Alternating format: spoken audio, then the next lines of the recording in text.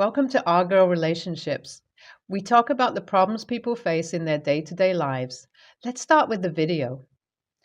I recently proposed to my longtime college girlfriend, and before we start on wedding plans, I wanted to formally introduce her to my family. I've shown her pictures to my sister before, and my mom knows about her through the stories I've told, but they haven't yet met in real life. But because they've talked over video calls and are almost well acquainted with each other, it wasn't an awkward first meeting that I was worried about.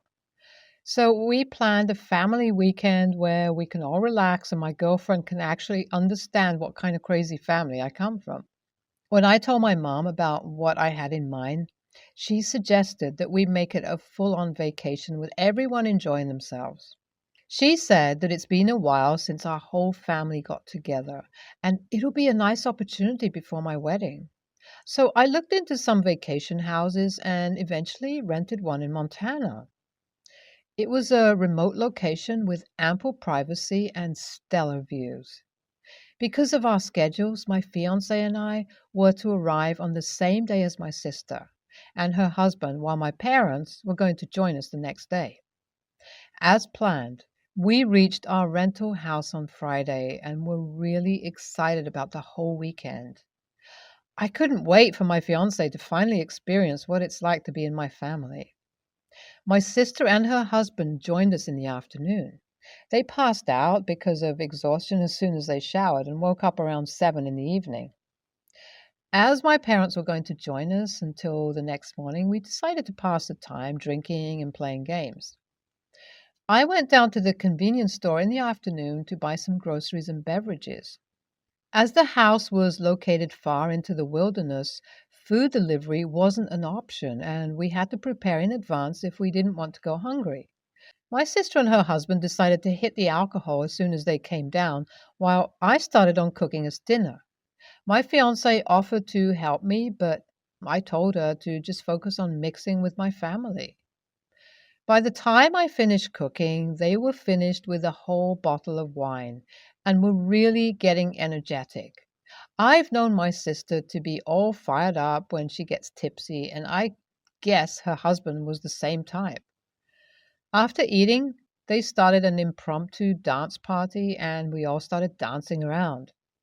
I kept myself away from any alcohol because I wanted at least one of us to stay sober in case of emergencies. This was an unknown area, and there's no telling what could go wrong. I needed my wits about me to feel safe. Pretty soon, the alcohol I bought was all gone. I didn't think they were going to attack the wine so aggressively on our first night. My sister told me to go out and get some more, but I told her no. The store was about 35 minutes away by car, and I wasn't going to go there so late. But she begged my fiance to convince me, and eventually it was decided that we'll all go there. I was sober, so it was my job to be the driver. I was a little annoyed because I know how my sister gets after getting drunk, and I don't like giving in to her when she gets like this. But I drove us all there because my fiance said she doesn't want to come across as unlikable or not fun. I told her it's called being responsible and it's not boring, but gave in to her nonetheless. When we reached the convenience store, there were only two other cars in the parking area. My sister blasted the music from the stereo as soon as I got out of the car and started dancing with her husband. I told her to cut it out while I grabbed the alcohol from the store. While I was browsing the store with my fiance, we heard a loud wailing, clearly coming from a car, and went outside with the owner. The sight I saw was appalling and embarrassing at the same time. My sister was dancing on top of the hood of one of the cars with her husband. I had no idea how they managed to balance themselves on that thing with the amount of alcohol in their system. The car belonged to the owner of the store because I heard him shout for them to get down. But my sister only glanced at him and continued to be in her own world. The owner again shouted that if she didn't come down, he'd call the cops, but she didn't listen. I rushed forward to get both of them back on the ground somehow, but as soon as I asked her husband to come down, he told me not to be a party pooper and join them. I don't think even a high schooler could behave like the two of them because soon after they started making out right there. I pulled my sister's hand before the owner completely lost his crap. She stumbled back, and I had to use my body to stop her from falling face first on the ground. I told both of them to get a grip and get back in the car, but my sister only got mad at me. She jerked herself away and told me why am I being so uptight about the whole thing. And then she proceeded to throw her phone right at the car whose siren was going off. The glass broke. And that's when everything got out of hand. I was too tired and angry to deal with it all, so I took my fiance and left them right there. I knew there were no accommodations anywhere nearby, and the cops were going to give them a hell of a time, but I still left them there. The next morning, my parents had to bail them out and pay for damages to the store owner. They came home and blamed me for not helping my sister and her husband when they were clearly drunk. They said I was sober and should have had a better handle on the whole situation. Also, they are demanding that I apologize to them and pay them $2,000, which was the total fine they had to pay for their charges. So I wanted to ask if I'm really the a-hole here for not supporting them when they were drunk. I mean, is it really on me how they behave? I'm glad a lot of you agree with me and said in the replies that it's not my fault. I really don't understand why my parents would make me pay or apologize for how my sister and her husband behaved while intoxicated. If they weren't able to handle the alcohol, they shouldn't have touched it in the first place. Or if they knew how rowdy they could get, they should have taken measures before things went south. But seeing how they are actually pissed at me for leaving them in the middle of nowhere and letting them serve the punishment they so deserved, I don't think they're capable of being responsible humans. As for my parents, they are still keeping the same stance as before. They said that if I had decided to actually act like a brother, the whole thing would have been avoided. They are blaming me for not making the smart decision of not going down to the store for more alcohol. Moreover, they said that even if the cops were called, I should have talked to them. But of course, that wasn't even an option for me because my girlfriend, who was in the store with me, was also a little drunk, and I couldn't risk them taking her away too, even though she took no part in what my sister and her husband did. But suffice it to say that the weekend that was supposed to be a relaxing vacation with family and a mixture for my girlfriend turned out to be a complete disaster. I was so annoyed with my whole family that I came back home with my girlfriend on Saturday and left them to their fates. So a lot was happening behind my back, and I only just found out that my sister was talking crap about my girlfriend to my mom. She said awful stuff and practically weaved a whole story around that single night at the mountain ridge where somehow my girlfriend became the person who pushed them to get drunk and do everything they did. I can't believe she really decided to spew lies when I was a witness to what happened. But unfortunately, my mom believed what she said, and she had stopped talking to my girlfriend altogether. When my girlfriend asked me why my mom was refusing to pick up her calls, I called mom and thus found out about this whole thing. My mom also said that she isn't really that great of a woman and I can find someone better. That's when I finally lost my patience and snapped at her. I told her it's one thing to take my sister's side, but now she's crossing a limit by insulting my girlfriend. She might be my mother, but if she's so easily going to believe all the lies about my girlfriend, then there's no need for me to talk to her at all. After that, I hung up the call. I'm getting married in a few days, and I wanted to leave an update here. This is more like trying to let go of what happened in the last few months. When I refused to apologize to my sister, they were treating me like a disappointment and a bad son. But when I asked them to apologize to my fiance for insulting her and also make my sister do the same, they completely abandoned me. It was an epitome of an insult for them. And my dad even said that I can't see straight because of the woman I love. So I cut all contact with them. I told them that if they can't be supportive and if they can't understand what's wrong in their toxic reasoning, then I can't associate myself with them or handle the stress that comes with having them in my life. Now I'm about to get married and my parents will not be there. I also left my sister out. The fiance was really upset about how things turned out, and I have been reassuring her constantly that it's not her fault at all. I wanted to write this here so I can let go of it all and only focus on my future with my soon to be wife. NTA, no way you're the a hole here. People reap what they sow, and sister deserved what happened to her. I guess she really did find her other half in her husband because together their two brain cells would continue to land them in such situations if they don't learn from this experience. NTA, you did the right thing, and if I was in your place, instead of asking in a Reddit about whether I'm the a hole, I would be packing my bags and bidding adios to my whole family. I, 16, female, am the daughter of divorced parents. My dad got married 2 years ago to Megan after 1 year of dating. Megan isn't a bad person. She treats me and my brothers, 13 male and 13 male, very well. She lost her daughter 5 years ago at the same age as mine in a car accident.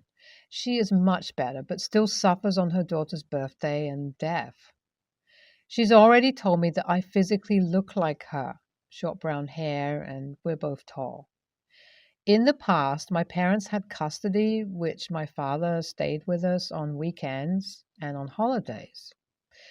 But my father got full custody after my mother had to travel to take care of my grandmother, cancer. And it would be impossible for us to go with her, but she visits monthly. My brothers and I have been living with my dad and Megan for 6 months. The 4 first months were pretty okay, but I've started to notice that she's really on top of my studies because, according to her, next year is my senior year and getting through college is hard. My parents don't charge, nag me. They trust me to keep my grades, but I'm not the type to stay on top of books, just normal study. But it seems to bother Megan, especially when I'm not in exam period. I'm more relaxed about it. Several times I've heard her call me by her daughter's name. No, we don't have similar names. Fake name, my name is Anne, and her daughter was called Kate. Even though I corrected, she continued. I talked to my father, my mother talked to him, that I didn't like being charged, nagged. They aren't that kind of parent, and that it bothered me all the time when she called me by her daughter's name, even outside of fights. He always says he's going to talk to her and to be patient, but it hasn't improved the situation, so I doubt he's spoken. Friday, she started scolding me for being on the couch all afternoon watching Netflix. Watching the new season of Fate. Winks. Hehe. I reached my limit after she called me by her daughter's name again and said, I'm not Kate. Megan, stop treating me like I'm her. This is bothering me and this behavior is very creepy. She started crying and locked herself in her room. When my father found out what happened, he got angry at me and told me to apologize because I was very insensitive talking like that and bringing her a wound that I knew was wide open to her. My mom is on my side, but Megan has barely left the room since the fight. I'm feeling bad. AITA? English isn't my first language. A few more points I would like to add, though.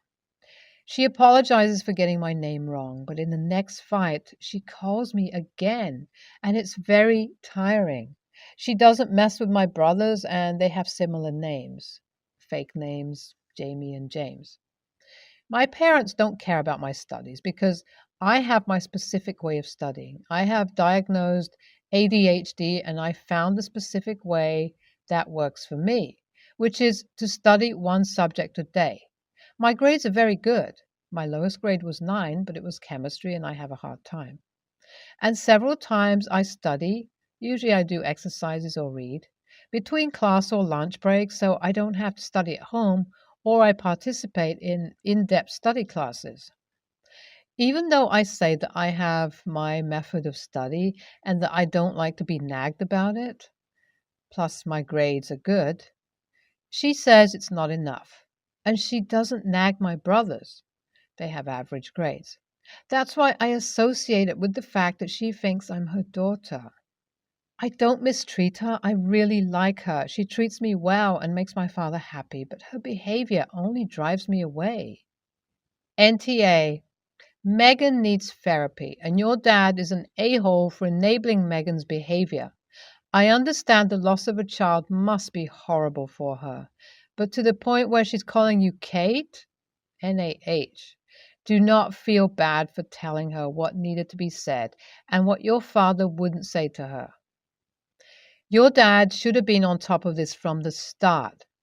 It is not normal to repeatedly call a child by the name of another deceased child, and whatever help Megan needs to deal with the death of her daughter isn't for you to determine. Honestly, you were relatively restrained in what you said. Someone less caring might have pointed out that Kate is dead and buried after all. Yes, it is awful that she has lost her daughter, but that doesn't give her an excuse to treat you like this. NTA, primarily Dad, for not supporting you by supporting Megan better. I'm a 26-year-old female and I have 2-year-old twin boys. I got pregnant because my IUD failed. My friend Derek, 27, male, is their biological father. We were FWB when the pregnancy happened. Neither of us were interested in an actual relationship with each other, and he told me pretty early on that he didn't want to be a dad. Honestly, we sort of settled on telling everyone that he's their uncle. It just made things easier than explaining our dynamic. He sends monthly support and will watch the boys if I need him to. So he's a great help, and I don't mind the arrangement at all. He was watching the boys for me last week while I ran some errands. Ordinarily, I would have brought them with me, but his mom loves seeing the kids, so I let him take them to hang out over there with her for a little bit while I got some stuff done. He did tell me his girlfriend Anna, 24 female, was going to be there, just to inform me of who all was going to be around my kids. But from what I know of her, she's a really nice person, so I didn't have any issue with that anyways. Some friends of ours had a small get-together at a bar a few days ago, so I got a sitter for the boys and ended up going to hang out. I've been busy lately, so I just wanted to relax and catch up with people. Derek and Anna were there as well, and with them for a while. Anna said how much fun she had with my boys last week and how she thinks it's sweet that Derek is such a supportive uncle. When Derek went off to play pool with some of our other friends, Anna and I were left at the table together, and she started asking me more questions about the kids, specifically Derek's relation to them. I told her that it was really something that she should talk to him about, but to the boys, Derek is just their uncle, and to me, he's just a good friend. She said that when she was at his mom's house with them, she noticed how similar the boys looked to Derek's younger pictures. I tried again to tell her that it was something that she should talk to him about because she's his girlfriend and it's his business. She asked me to just be honest with her and tell her the truth about my son's relationship with Derek. I said that the boys love their uncle and he loves them. I guess Derek told her the truth later when she asked him about it, because the next day she messaged me on IG and said I was an AH for refusing to answer her questions. She said she'd gone to me, woman to woman, to get an answer because she figured I'd have the decency to be honest and tell her that the man she's been dating for 6 months has 2 children. I feel like a jerk because I would absolutely want to know if I was dating a guy with 2 secret kids, and I totally see why she's upset. I thought that it was Derek's place to tell her the truth, but maybe she's right and I should have just been honest when she asked. Just for the sake of clarity, I do want to say that I don't view my kids as his in anything but a biological sense. I said I would absolutely want to know if I was dating a guy with 2 secret kids, because that is clearly how she's been viewing the situation. And I can understand wanting to know the full truth about the situation. I just didn't tell her outright because she's not my girlfriend. It's not my relationship, and I don't know if Derek would have been comfortable with me doing that. I also want to add that my sons will, in fact, be told that he's their bio father long before they become adults. I'm not going to lie to my kids. The only reason they don't know yet is because they're 2 and they wouldn't really understand it. I will start explaining it in age appropriate ways once they get a little older, and I will answer any questions they have about it. NTA. If she wants to know if the man she's dating has 2 kids or has fathered 2 kids, then she should talk to the man she's dating instead of harassing someone she vaguely knows. NTA, you didn't lie to her. You told her to go to Derek. That was a perfectly reasonable thing to do. Of course, Derek probably should have talked to her sooner, but that's not your problem.